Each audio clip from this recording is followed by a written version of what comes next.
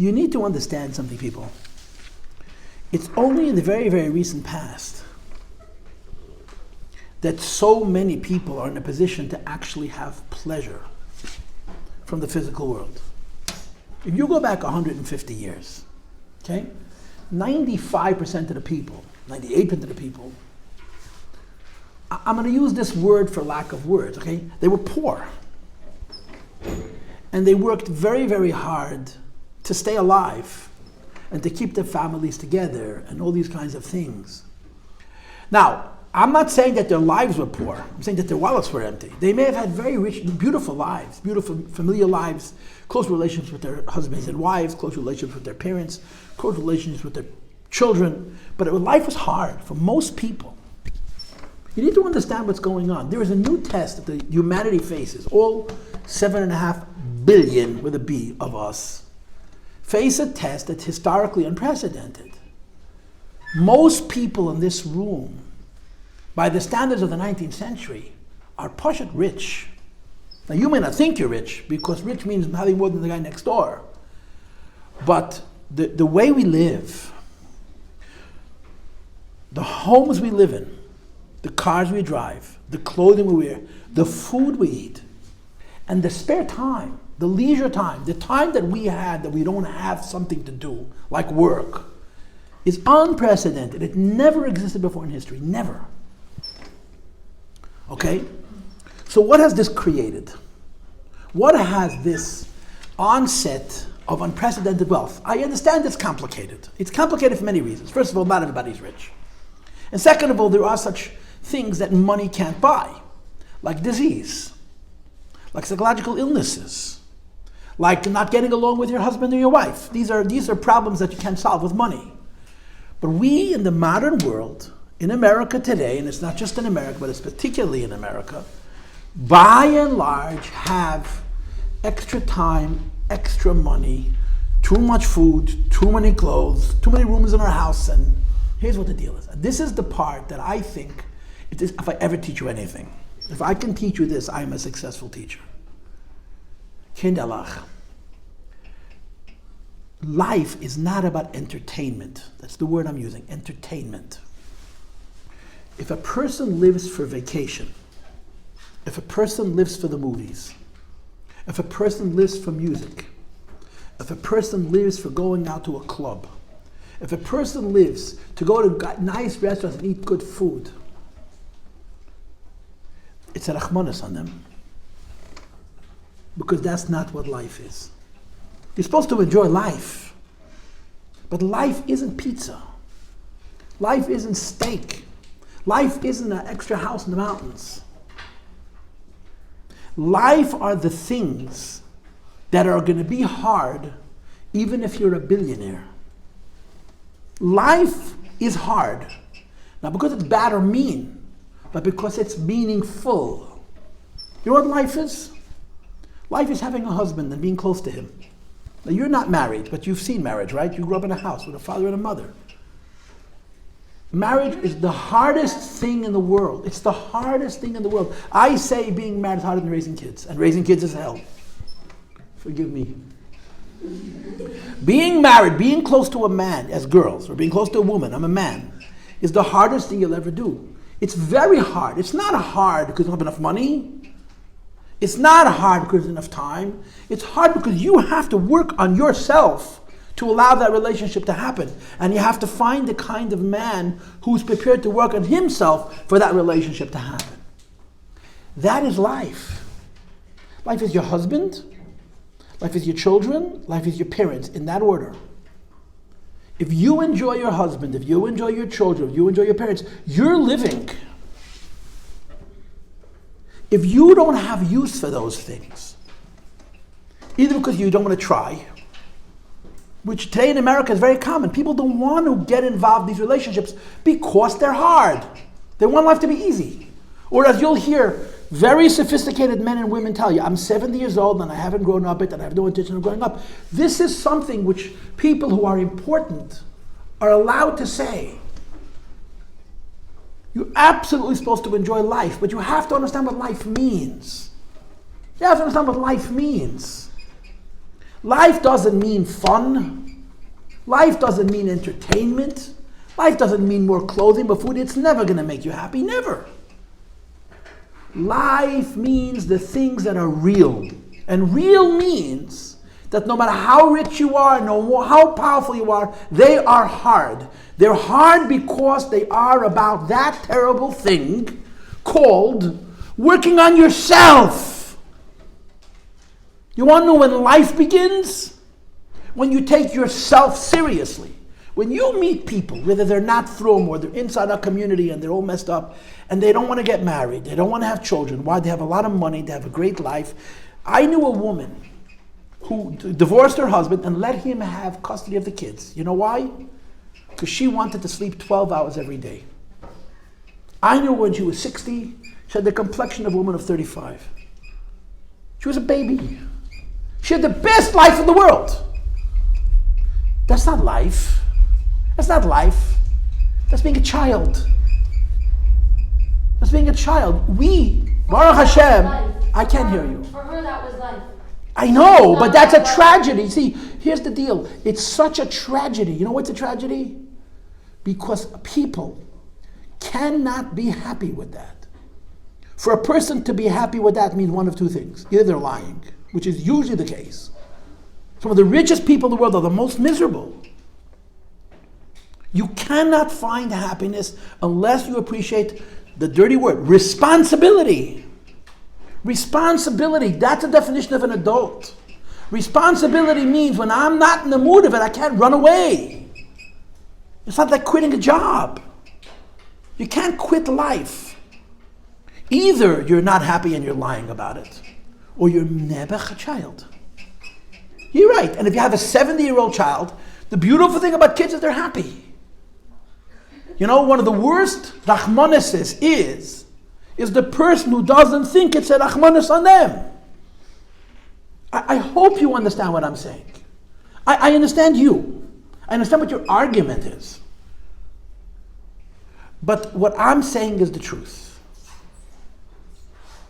We live in a world where around us, there are adult men and women, healthy, capable, great careers, lots of money, great friends. They're avoiding life. Life is family. Spouse, children, parents, in that order. You are a successful person if you get along with your husband, you raise healthy children, get along with them, and you get along with your parents.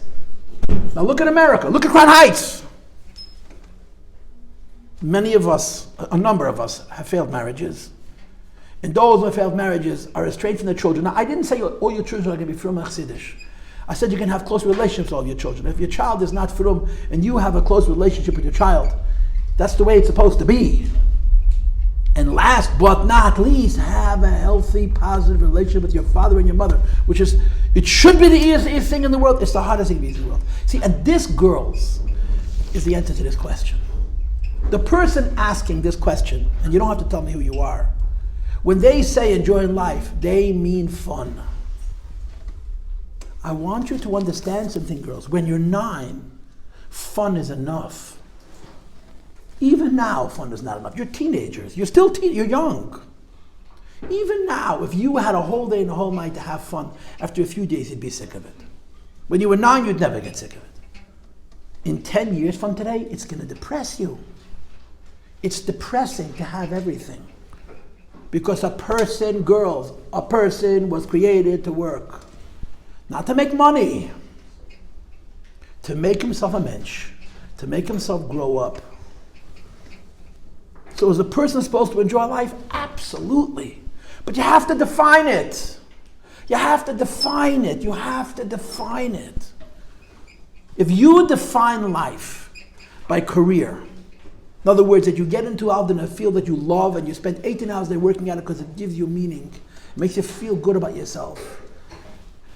You can enjoy that, but that's not the life the Eibishter and the Torah say you should enjoy. And I argue it's not life at all. If you define life by Pashat having pleasure, people want to go to every restaurant in the city, people want to wear every outfit, people want to go to every show, people want to go to every vacation spot, they want to visit every jungle and every desert and every mountaintop and all these other things. They're very nice things to do as entertainment. When entertainment becomes life, you're not living. If you're rich and you're able to entertain another way, you will end up on drugs or disappointed. Because a human being will never, ever, not a Jew, a human being, be happy from that. Our machine is too sophisticated. Our neshama is too hungry. Girls, the only thing that's real in life is the things you work hard for. And really, the only thing you work hard for is yourself. Become kinder, become gentler, become more patient, become more generous, become more forgiving, become more compromising. Be close to people is the hardest thing in the world. And in our golden age of technology and communication, everybody has a million friends, nobody's close to anybody. When people talk about all the increase in mental illness, and they're blaming it on the vaccinations, and they're blaming it on the water, you know what the source of all this emotional distress is from? There's a lack of intimacy. You could be married to the same man for 30, 40 years and never feel close to him, because you don't let get close to him. It's too hard. You'll be close to a stranger than to your husband, or to your children, or to your parents. This is the challenge of the modern world. What I'm saying to you, in other words, is, girls, the basic definition of a person will never change, no matter what kind of machines we create. Even if we create these artificial intelligence, these robots they're talking about. The basic definition of a person is never going to change. And the basic definition of a person is he has a soul, a neshama, and that soul needs voice. Girls, the soul doesn't need another piece of pizza. The soul doesn't need a new car, doesn't need a nicer phone, a better computer. The soul needs to be close to other people. The soul needs to give to other people. The soul needs to refine its character. The soul needs to establish principles and live by them. There is no shortcut to life. We live in a world where millions of people, millions of people have found a shortcut to life, and they celebrate it, they advertise it, they proudly display it, and they say, who needs the old life? Who needs marriage? Who needs family? Who needs loyalty, honesty, integrity, principle? What I am saying to you is, you're watching the experiment unfold. It's going to blow up. It cannot last. There is no way for generation after generation of American to live on entertainment and pleasure. No way. It either ends in drugs, it ends in suicide, or it ends in religion. A person needs to have meaning, and meaning means he needs to look in the mirror. Your parents have a good relationship? Just say yes for fun, okay? I promise you it didn't happen easy. You were born seventh in the family. By the time you were born, your parents were married 15 years. By the time you were old enough to understand they're married 20 years. They fought plenty. They made mistakes. They hurt each other's feelings. I always tell my students, who in the world are you most likely to hurt? The person you're closest to. In other words, the person you're most likely to hurt is the person you love the most. Your husband, your children, your parents, in that order. How terrible is that? That's the way it is. And you hurt them, and they hurt you, and if you don't run away, and you stick it out, you have depth. That's life. That's pleasure. That's the healthiest and the most meaningful and the most realist life. Kinderlach, we still believe that. You're adults. You can choose any life you want. The school can keep you down about this and that and the other. Your parents keep you down. One day you're going to make your own decisions about your own life. And you're going to make this choice. I don't think you're going to make the choice that you're going to be completely frei, you understand? But there are people who are frum, who live secular values. Life is about entertainment, it's about restaurants, it's about clothing. And not only are you going to have fewer children, you're going to be less close to your husband. You're going to be less close. Sure, you'll be very close to your children. You'll send them to hockey, you'll send them to dance, you'll send them to art, you'll send them to literature, but you won't have 5 minutes for them. So you'll give your children nothing that's meaningful, yourself. And some of you are going to make that choice. And then you'll have to deal with the consequences. Our way of life is the best. I told this to a non-frum person. It never was truer that Judaism makes sense sociologically than right now when he told me you're right. Yiddishkeit protects us from this nutty world we're living in. We live in a world that's decided family, marriage, parents, children, spouse are not necessary. They're choices. What you don't understand is that those things are not about what I'm going to do with my life. It's what I'm going to do with myself. Hashem made us to get married and stay married. You know why? Because it's hard, not because it's easy. Now, why would Hashem want it to be hard? Why does Hashem mean, right? That's the cliche. Because that's the only way to become a mensch. It's the only way to grow up. It's the only way to learn what life is for a human being. So let me go back to your page and read it. Are we supposed to enjoy life? Of course, but what is life? What is life? When you meet women who are 60 and 70, they look very beautiful, look very, very young, and they have no children. Are you jealous? Or do you pity them? Think about that question, and I'm sure some of you are jealous. But it's a rachmanas on them. It's especially a rachmanas on them when they don't think it's a rachmanas on them. Because they have a better life. They haven't grown up. They're still 9. It's not life. It never is going to be life. Work for a person is not to make money. For most of history, it's been that way. Today, work is a choice for many people, and they must take it. A multi-millionaire comes to the Rebbe Adaz. You see it on the video, and I've told this to you many times before. He tells the Rebbe the greatest story in the world. Him and his family built a huge multi-million-dollar business. I think they're selling watches. Doesn't matter what. Große Geschäft. They made tons of money. And they sold the business. They sold the business for I don't know how many tens of millions of dollars. A little while later, the person who bought the business from them ran the business into the ground. He had no way, he didn't know how to run the business, he destroyed it. So they came back to them, let's say a year after the sale, and they were going to sell it to them for like 25% of what they bought it. In other words, the guy was going to have the worth of his business plus the business. The guy messed up so bad, he was prepared to give the business back to them for chatzi chinam, almost for nothing, because he ruined the business. And this man comes to the Rebbe and says, should I buy my business back? So the Rebbe says, of course. So he makes the terrible mistake of saying to the Lubavitcher Rebbe, when is it enough? I mean, how much money is enough money? And the Rebbe says, there's no such thing. There's no such thing. A person has to work. Retirement means stopping to live. It's been proven by 1 million psychological studies. How many people do I know? They retired 6 months later, the husband is dead, or dementia, and so on and so forth. It's so fast. And they still believe in retirement, and they still do it. Most people who retire slow down. And when they slow down, their body dies. So when are we, in America, there's certain things, there's apocryphis, If you say there's no God, there's 7-7, they'll hit you, In America, certain things you're not allowed to say. Number 1, the retirement is bad. Retirement's a mitzvah. Number 2, that the reason to get married is because you fell in love with some whack job. You're not allowed to say that that's a bad idea. They're both terribly stupid ideas. You don't get married because you've fallen in love. There's no such thing. You go get married so you should fall in love. It'll take you 25 years to fall in love. The love that's real, that's life, doesn't happen in 3 months. Doesn't happen because the person's exciting and entertaining to you. It's because you live together. So you're supposed to enjoy life, of course, but you have to define it. When you feel like you're a knight to Rachmanas, I was born Chassidish and film, I could have been born like that.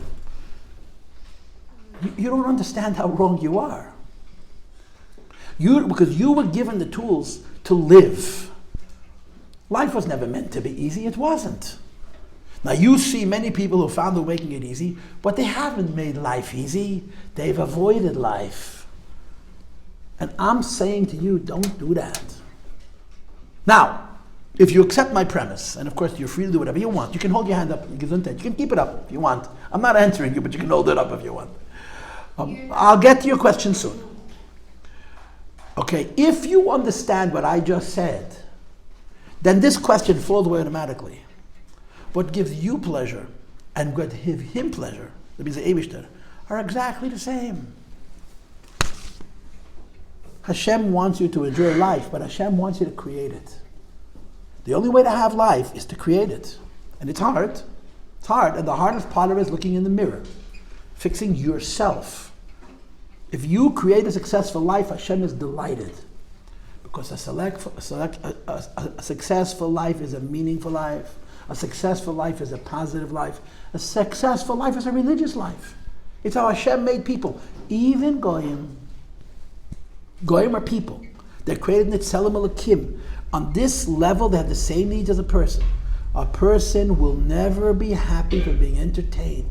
Entertainment is important. I'm not saying you shouldn't have a trip, and you shouldn't go to a restaurant, you shouldn't buy a nice outfit. But that's not life. It's not. Life is your relationships. Life is letting yourself be close to your husband, to your children, to your parents. You're a successful person if those relationships are in order. Be'emes. It's hard. Not everybody succeeds, and it's not even always your fault. But that's your goal. And if you build that with your husband successfully, and it's very hard, it takes a very long time, you'll be so happy. And so will the Eibishter. In the end of the day, you'll be so happy. It's the only thing that's real. Okay, now go ahead, talk. Tell me what's on your mind. But shouldn't there, you say that you don't get married because you're in love and you live together, that's the real authentic. Do you live together so you should be in love? Exactly, but what about the passion? The passion is never a problem, you understand, for the first 6 months. Right. It's what happens after the first 6 months. Right. If the marriage was based on passion, the marriage is over. Right. But if the marriage was based on building, the passion grows over time. It's a different kind of passion. It's not, you don't show it off to the whole world. It's deep and meaningful and private. Right. The longer a couple is married, the more they love each other, and the less you know. And that's how it's supposed to be.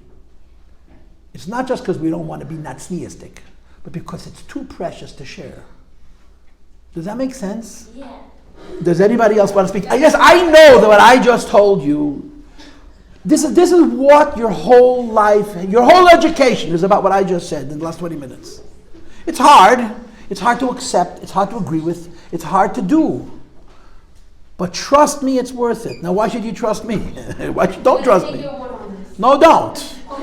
You have to embrace it. In other words, this is not philosophy. I'm not teaching you an idea. I'm talking to you about your choices. You understand that the next few years you're going to make the most important choices you ever make in your life. And you're not going to be qualified to make these choices till you're 50, but you're making them now. Young people get married, certainly in our culture. Young people have no clue what marriage is. So why are they getting married young? Because the only way, when they get older, they figure it out. If you stay single till you're 35, you're already established as a big baby. That's what it is, a grown-up baby. And it doesn't change. You think people get older, they grow up? They just have more pleasure and look for more ways to entertain themselves. It's so unhappy. Ask them. They'll tell you, ask them.